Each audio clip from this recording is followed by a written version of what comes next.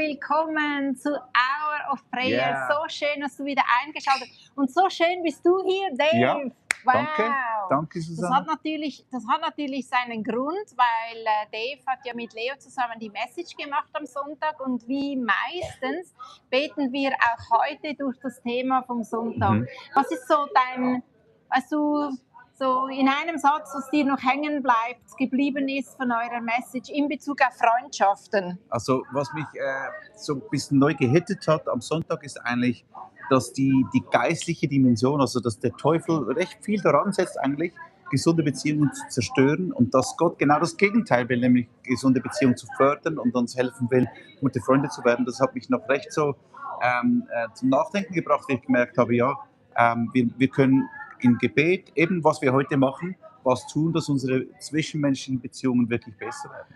Dass du das ausgerechnet ansprichst, war jetzt nicht abgesprochen, aber effektiv, das habe ich mir bei meinen Notizen rausgeschrieben und gedacht, was meint man wohl oder was meinst du wohl mit dieser geistlichen Dimension? Also kannst du noch ganz praktisch sagen, du hast gesagt, also du betest auch für Freundschaften, das meinst du auch als praktischen Schritt für geistliche... Absolut, weil ich glaube, wenn es ja die geistliche Dimension, von dem gehen wir aus, dass es die gibt, dass es Dämonen gibt, die gegen uns kämpfen.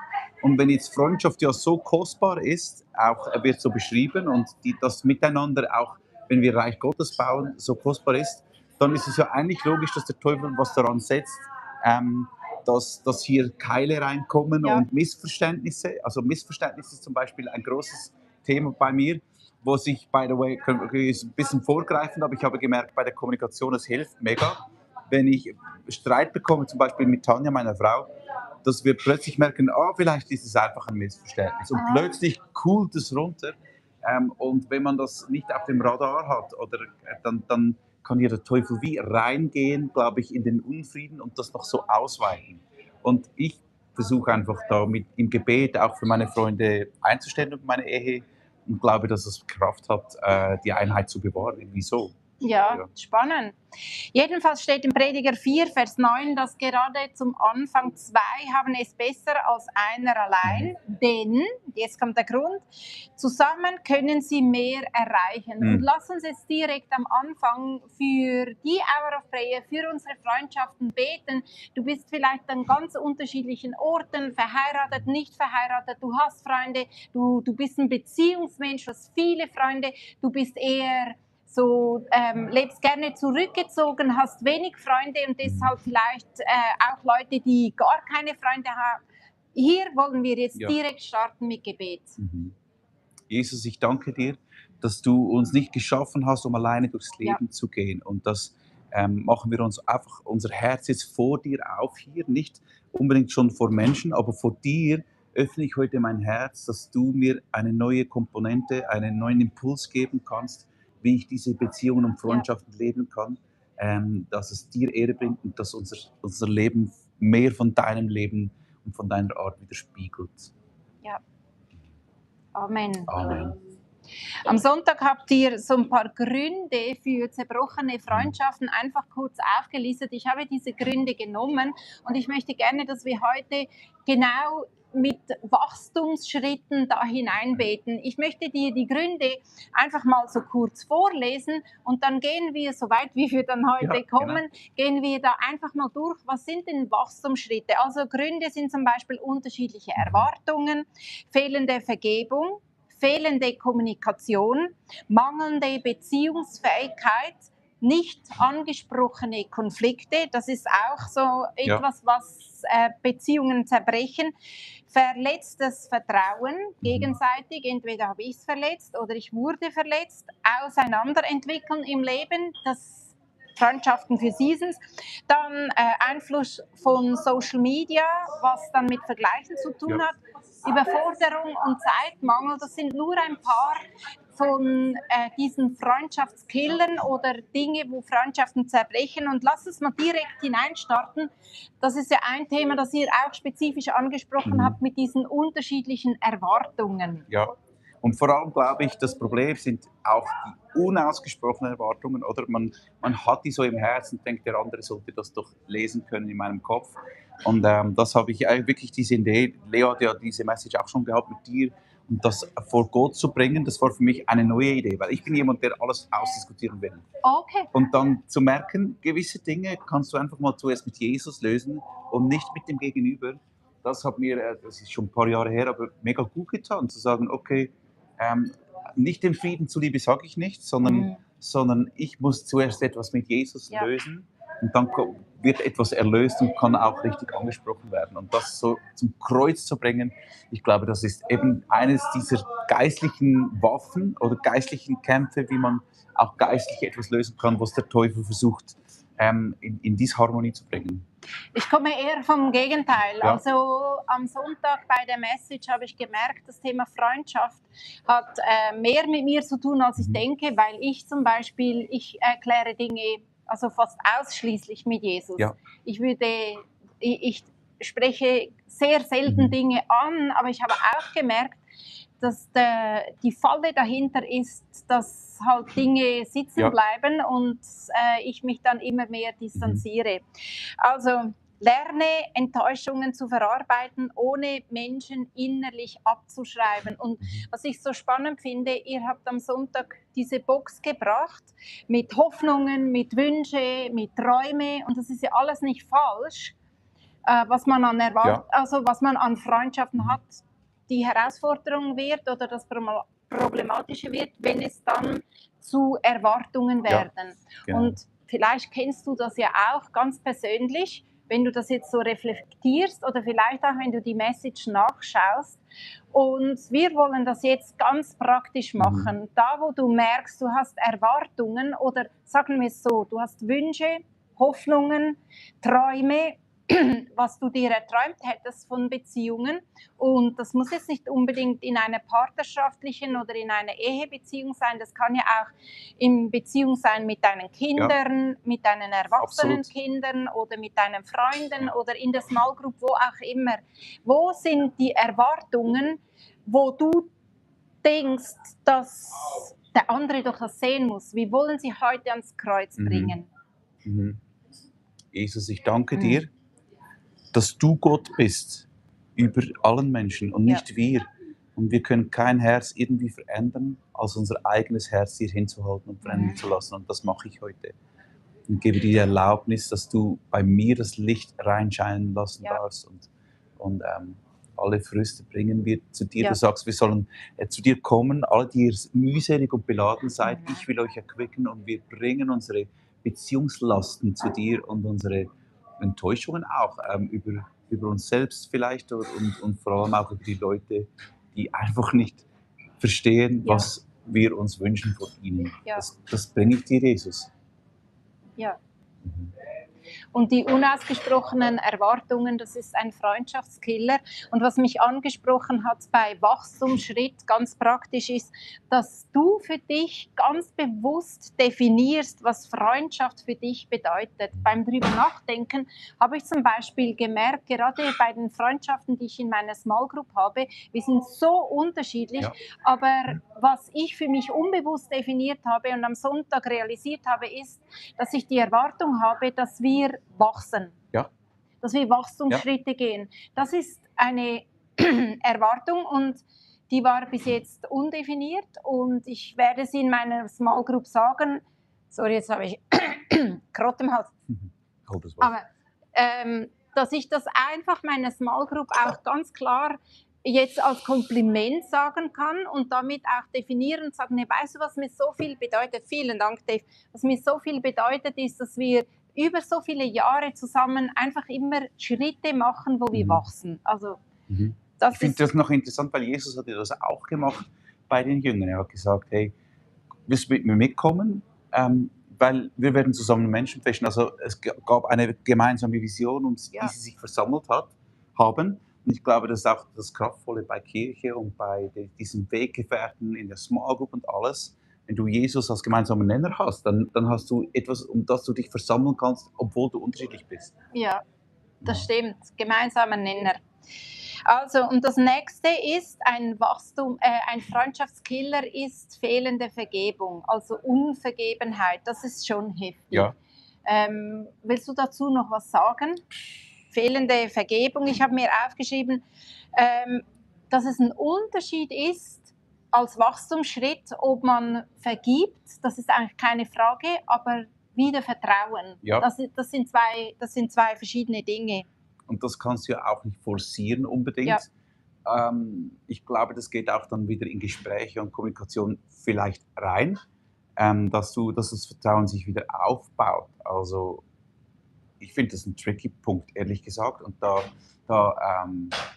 weil eben, wie du sagst, vergeben, so geistlich eine Handlung zu machen und auch im Kopf zu sagen, ich vergebe eine Person vielleicht ein paar Mal, das ist mega cool und wichtig.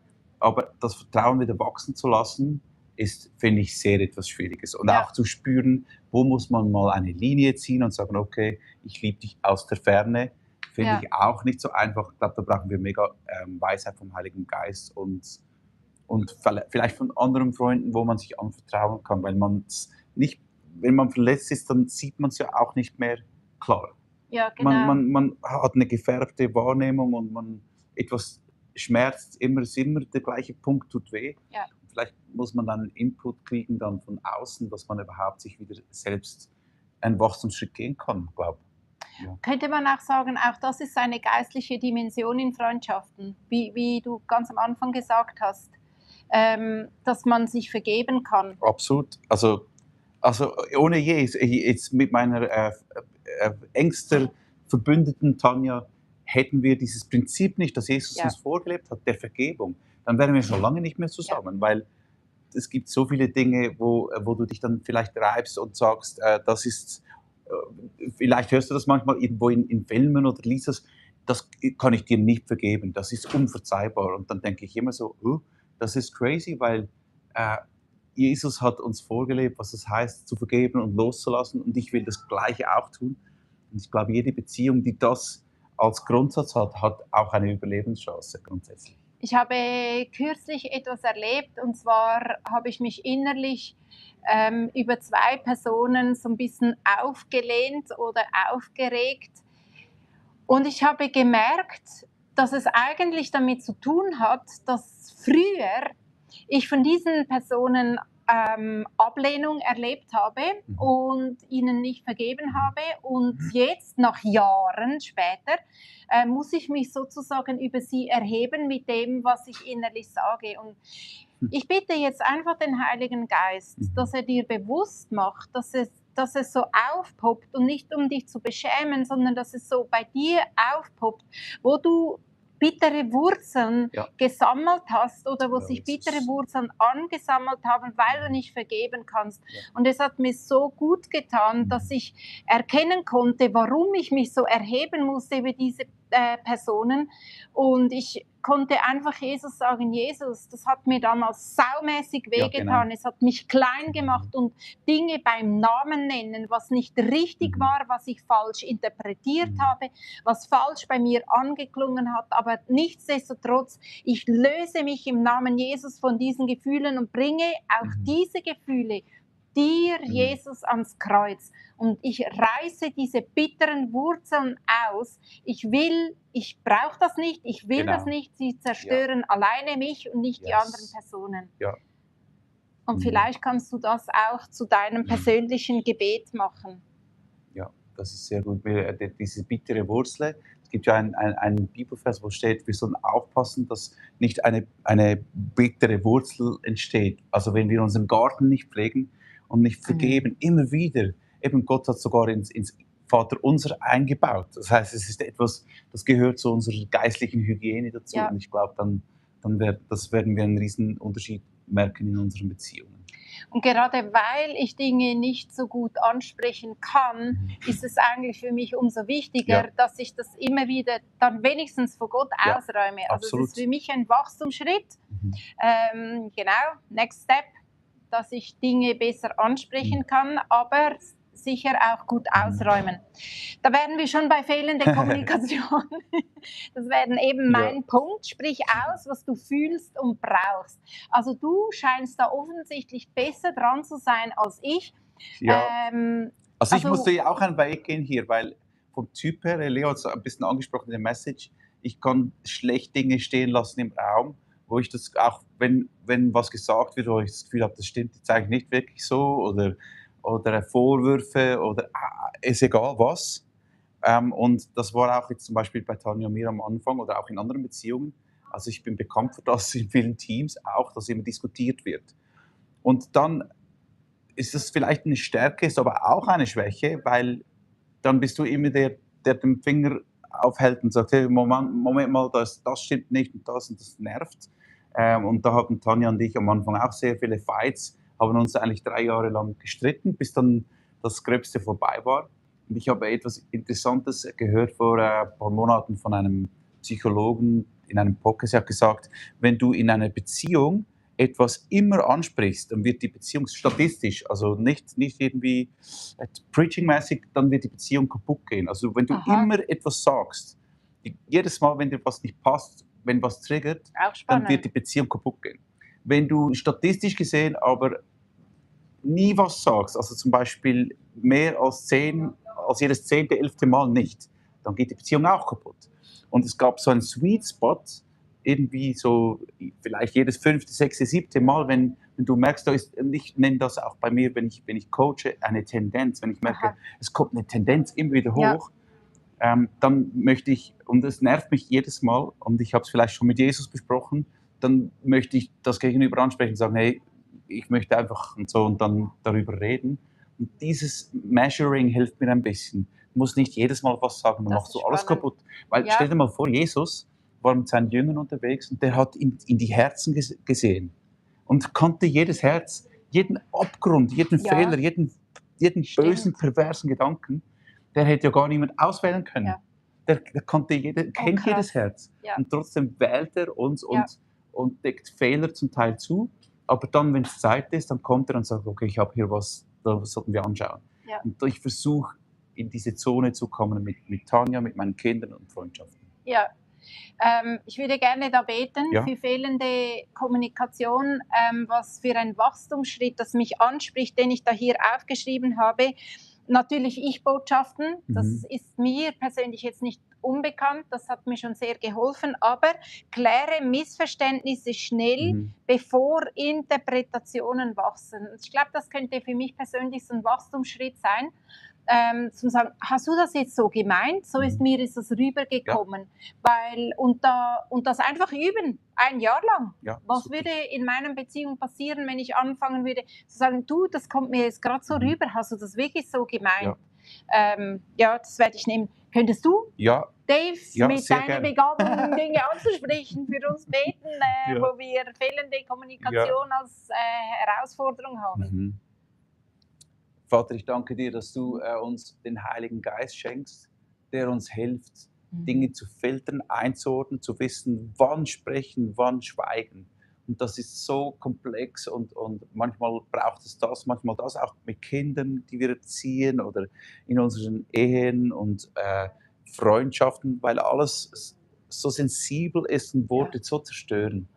Aber die Bibel spricht nicht nur davon, dass Worte zerstören, sie schaffen auch Leben. Und jetzt bitte ich dich auch hier für eine geistliche Dimension, für einen Geist der Weisheit, der auf uns kommt und der uns hilft und Mut schenkt, Dinge anzusprechen, die angesprochen werden müssen und sollen, aber auch einfach den Mut und die Demut zu haben, einfach mal aufs Maul zu setzen. Jeder einfach ein bisschen mehr das Gewicht zu verlagern, Jesus, und dass wir mehr werden wie du, heißt auch, dass wir etwas dazulernen, wo wir herkommen von unserer Persönlichkeit her. Und ich will das und mache mich für das auf. Und bitte für jede Person, wo wir jetzt heute hier beten, dass wir bessere Freunde werden können, weil wir in dir verwurzelt, verankert sind und wissen, wer wir sind. Ja. Amen. Amen. Ein weiterer Punkt, der mich angesprochen hat, ist mangelnde Beziehungsfähigkeit. Du hast mich vorher gefragt, ja, was versteht man darunter? Oder was hast du gefragt, wo wir die Liste durchgegangen sind mit all diesen Dingen, die dazu beitragen, dass Freundschaften zerbrechen? Ja, ich finde, es ist so ein Überbegriff für mich, weil für mich eben zum Beispiel, wenn die Kommunikation schlecht ist, ist das für mich ein Faktor von, dass die Beziehungsfähigkeit fehlt oder empathisch sein zu können, ein bisschen zu spüren, was das Gegenüber will. Vielleicht sind es ganz viele Dinge. Und da hast du aber interessanterweise gesagt, ja, manchmal, es gibt ja auch, dass ich schon das Gefühl habe, bei jedem Thema, eigentlich bin ich ein bisschen habe ich zu wenig. Ja, genau. Und Eben. vielleicht ist es das, ja. Ja, weil ich vom Typ her jetzt nicht so einfach in Beziehungen reinkomme. Ich bin eher zurückgezogen. Ich bin jetzt nicht so Gesellschaft, ich blühe nicht unbedingt so auf in Gesellschaft, sondern eher mit Einzelpersonen. Und deswegen hat es mich so Wunder genommen, was sind denn jetzt genau Wachstumsschritte, wenn du zum Beispiel denkst, ja, das bin ich weiß nicht so recht, wie ich in Beziehungen umgehen kann. Und es ist so einfach und so klar. Zum Beispiel übernehmen Verantwortung für deinen Anteil an Konflikten statt reflexhaft die Schuld zuzuweisen. Das macht es für mich schon recht praktisch. Denke ich, okay, gut, das ist ein Punkt, der liegt mir auch, dass ich Verantwortung übernehme. Oder ein anderer Punkt, was ich auch extrem schön finde und praktisch, lerne aktiv zuzuhören. Dass das ein Wachstumsschritt ist, wie wir beziehungsfähig werden, ist doch eigentlich recht schön, weil das kann ich, das ist praktisch, oder? Das ist handfest. Mir fällt ein, der gleiche Psychologe, der das gesagt hat mit den Beziehungsmeasures, dass man nicht zu schnell und nicht zu spät miteinander spricht über Dinge, die triggern, der hat auch gesagt, jetzt habe ich den Faden verloren. Ja, der mit der Beziehung, der das gesagt hat. Ja, anyway. Genau, jetzt habe ich es wieder. Er hat gesagt, wenn Leute, die eben eher vielleicht ein bisschen Angst haben, aus sich rauszukommen, und das hat auch damit zu tun, dass man sich selber sehr gut spürt und bei sich sehr fest im Innenleben komplex ist, solchen Leuten, wenn er sie therapiert oder sagt, okay, geh mal raus, dann sagt er, okay, jetzt gehst du in einen Ort, zum Beispiel einen Apero oder so, und du hörst auf, darüber nachzudenken, wie du wirkst. Du bist voll beim Gegenüber, also aktiv zuhören. Du fragst die Person, ja, was arbeitest du dann? Und dann gehst du immer ein bisschen weiter und du bist gar nicht mehr bei dir, sondern du hörst ganz aktiv zu. Und dann wird die Anxiety, die Angst runtergehen, weil du nimmst dich gar nicht mehr so selbst wahr. Weil ich auch vom Innenleben her bin auch manchmal ein bisschen komplex und bei mir selbst zu fest. Und es hat mir mega geholfen zu wissen, das Gegenmittel gegen das ist nicht noch, sich noch mehr zu spüren, sondern einfach mal sich zu verschenken und aufzuwachen und sagen, okay, was ist denn mit dir? Und sie einfach was zu geben. Geben ist seliger als nehmen, das hat auch die Bibel, oder? Finde ich mega interessant. Das ist ein cooler Punkt, so richtig praktisch. Eben, wenn man eher introvertiert ist, dieses Wort habe ich jetzt die ganze Zeit gesucht, oder eben extrovertiert auf der anderen Seite, einfach nicht denken, wie fühle ich mich jetzt hier, so unangenehm und ich weiß nicht, wohin stehen, ich weiß nicht, was sagen, sondern einfach denken, aktiv zuhören. Lass uns direkt dafür beten, dass wir in der Beziehungsfähigkeit wachsen. Danke vielmal, Heiliger Geist, für diese Offenbarung, die du heute großzügig verschenkt hast in Bezug auf Beziehungsfähigkeit. Wenn man in einer Gruppe ist oder an einem Apero und sich so unsicher fühlt und unwohl fühlt, ganz praktisch sagst du, hey, es kommt nicht so sehr darauf an, wie du jetzt gerade wirkst, sondern geh auf Leute zu, höre zu, stelle Fragen.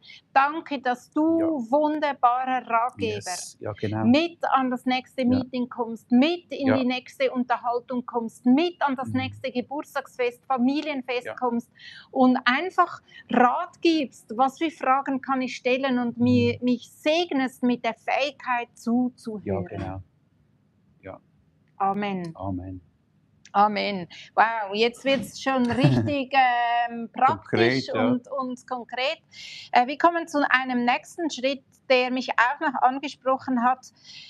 Und zwar ist das Rechenschaft ablegen. Ich habe mich gefragt, ob das eher ein Männerthema ist, weil ich habe es zum Beispiel am Sonntag, hatten wir Churchbox mit Joel Spirgi und Dan Nüesch.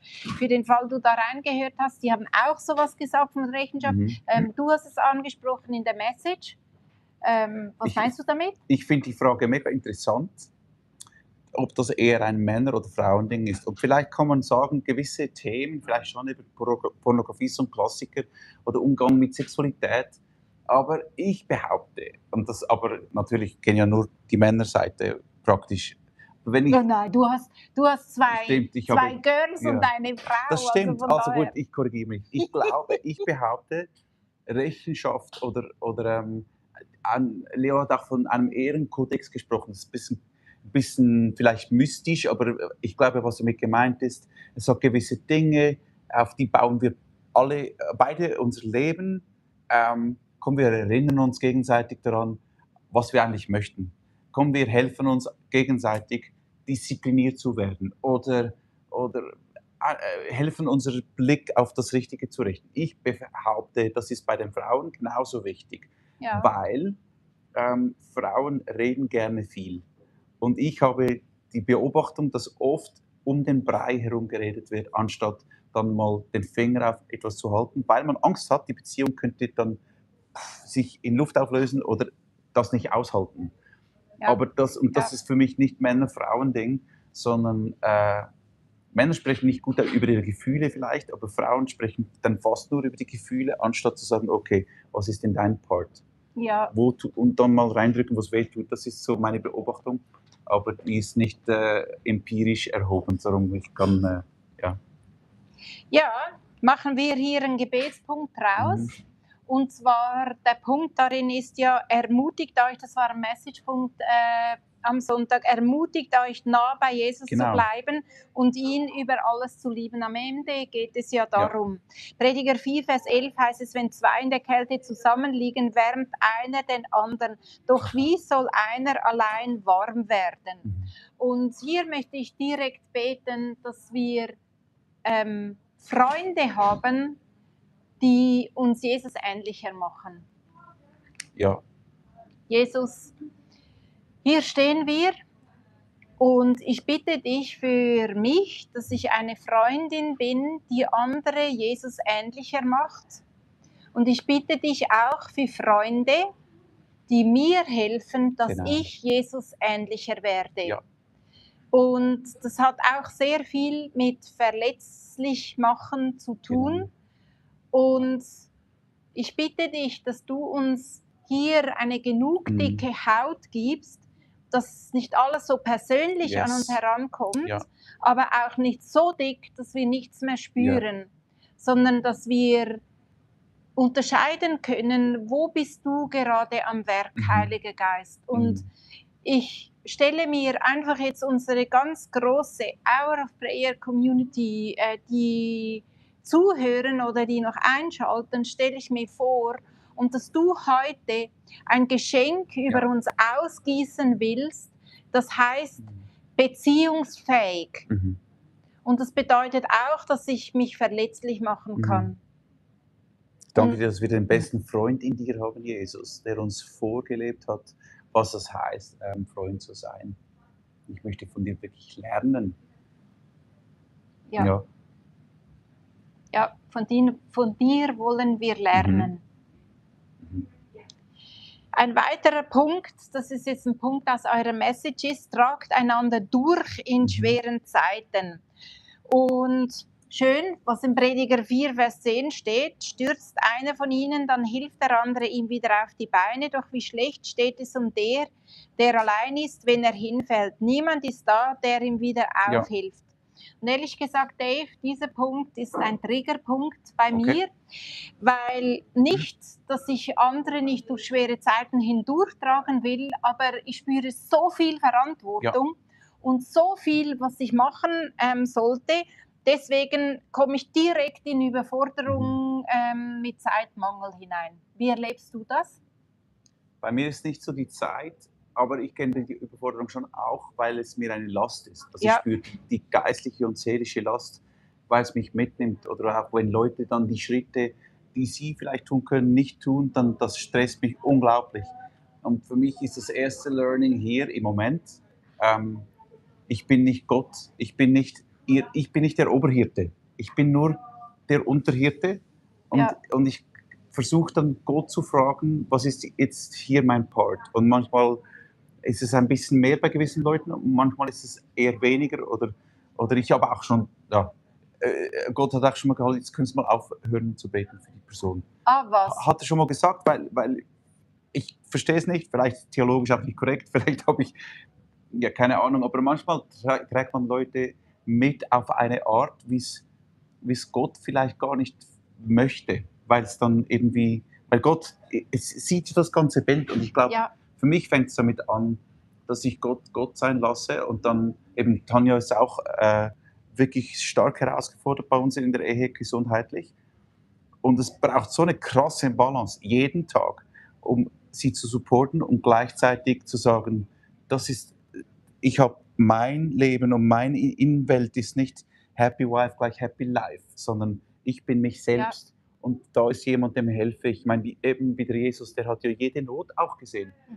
Und auch hier möchte ich einfach von Jesus irgendwie lernen, zu sagen, okay, bis dahin kann ich geben und dann lasse ich es in die Hände von Jesus los, so irgendwie. Aber ich habe noch keine Ja, gute, ich bin noch nicht Profi drin, weil es fällt mir sehr schwer, nicht aus Verantwortungsgefühl, sondern aus, es ist eine Last. ja. Ich finde es schwierig, ja. Wo kann man sich abgrenzen? Mhm. Ja, das ist spannend. Also, gell, der Punkt ist ja, Tanja ist in meiner Small Group und das ist natürlich auch immer wieder ein Thema.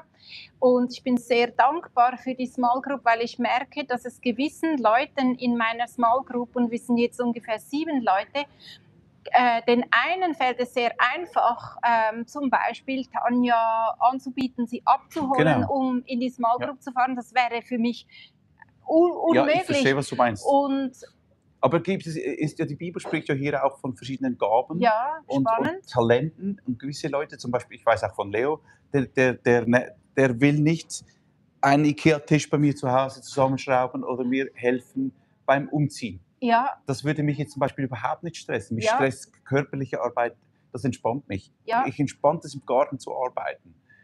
Leo dreht durch. Dafür kann er 20 Predigten in einer Woche machen, ich nicht. Das heißt, ich glaube, wir müssen hier auch lernen, fair zu sein und nicht davon auszugehen, dass jeder von uns muss jetzt jedem Obdachlosen helfen, Ja. weil es geht dann auch nicht jeder auf die Bühne und predigt und leitet ein paar tausend Leute. Das heißt, Gott hat verschiedene Gaben ausgeteilt und alles soll dazu beitragen, einander zu helfen. Und wenn wir, die einen machen ja nur den Rahmen schon für eine Small Group. Ja. Und ich glaube, ja, hier müssen wir ein bisschen liebevoll miteinander sein und auch sagen, das ist deine Gabe, komm, wir ergänzen uns. Ja. Ja. Sehr spannend. Du hast das angesprochen mit den verschiedenen Gaben. Mhm.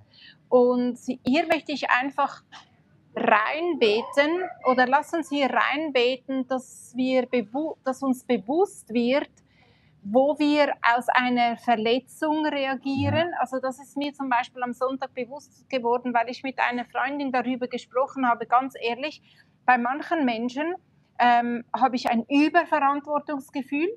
Und bei manchen Menschen, und das hat sie mir gespiegelt, hat sie gesagt, wie gut, dass du dich da abtrennen kannst, das ist bewundernswert. Mhm. Es ist schon fast zu wenig, Ja. was du da reingibst.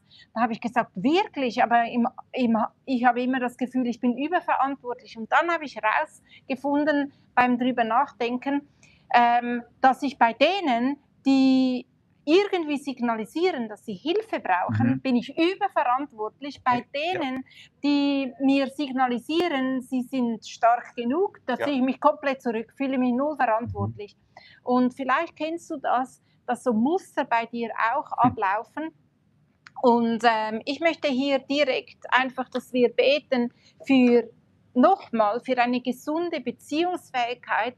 Und ich habe so bei dieser ersten Message über Beziehung daran gedacht, also ich meine, wir kommen aus der Finanzserie und das hat schon sehr viel bewegt, weil wir ja auch gefastet haben und sehr detailliert da hineingegangen sind. Und ich hatte so den Gedanken, wow, jetzt geht es gleich im gleichen Step weiter, dass in den Beziehungen wirklich etwas passiert. Ja. Und ich möchte beten, dass wir in Beziehungen auf einen nächsten Level kommen. Sei das, dass wir nicht einfach immer komplett überfordert sind und uns deshalb zurückziehen, sondern dass wir auch die Gaben erkennen, die Gott uns geschenkt hat für Beziehungen.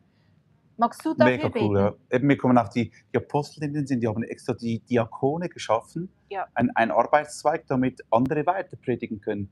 Das heißt, das Problem war ihnen nicht egal, aber sie haben es gelöst, anders als, oh, wir müssen alles können. Und ich glaube, ja, Gott hat da, will der Kirche helfen, auch stärker zu sein, weil man nicht auf alles immer jeder eine Antwort haben muss, sondern man macht es zusammen. Ja. Jesus, und wir danken dir, dass du die Kirche so crazy ausgerüstet hast mit so vielen Gaben.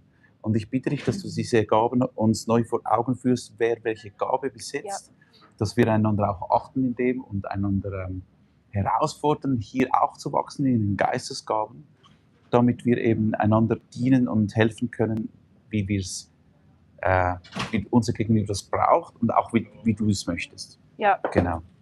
Ja, und ich danke dir, Jesus, dass wir dich darum bitten dürfen, dass wir beziehungsfähiger werden. Genau. Und dass du jedem Einzelnen von uns jetzt ganz klare Action Steps zeigst oder Wachstumsschritte, was mir eigentlich besser gefällt, weder Action Steps, weil Action Steps bedeutet für mich wieder, ich muss es tun.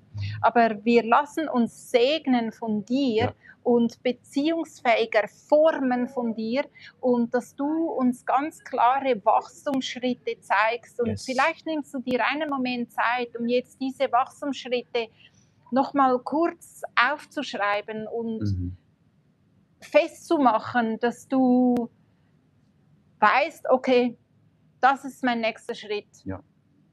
Und ich versuche mich gerade daran zu erinnern, was es bei mir ist. Genau, Rückfragen. Also das ist für mich ein ganz konkreter Wachstumsschritt. Während ich das erzähle, kannst du dir auch selber überlegen, was ist nochmal mein ganz konkreter Wachstumsschritt in Beziehungen. Also ich soll rückfragen, hast du das wirklich so gemeint? Oder in Gruppen, wenn ich mich nicht wohlfühle, was nichts mit der Gruppe zu tun hat, dann einfach aktiv zuhören. Und mir kommt noch dieses Bild in den Sinn vom Brustpanzer der Gerechtigkeit, weil vorher hast du für eine Haut gebetet, dick oder dünn. Ja. Und ich glaube, dass Gott uns eigentlich eine sehr dicke Haut gegeben hat, die aber eben nicht an uns klebt, sondern uns schützt und umgibt. Das ist deine Gerechtigkeit, Jesus. Ich danke dir, dass du uns schützt, dass wir nicht waffenlos dastehen und schutzlos dastehen vor unserem Gegenüber und auch vor all diesen Verletzungen, die andere Menschen uns zufügen können. Und das spreche ich dir auch einfach zu.